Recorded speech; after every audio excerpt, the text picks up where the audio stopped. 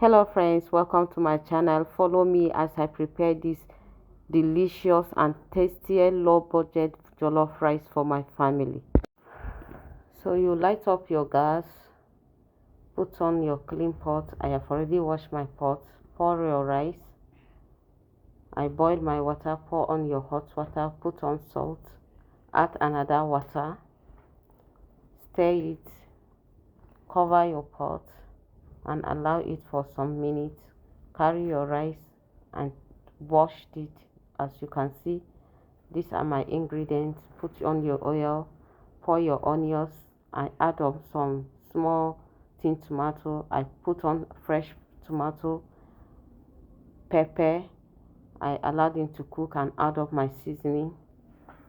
I stir it together and pour on my water again. Allow it to cook.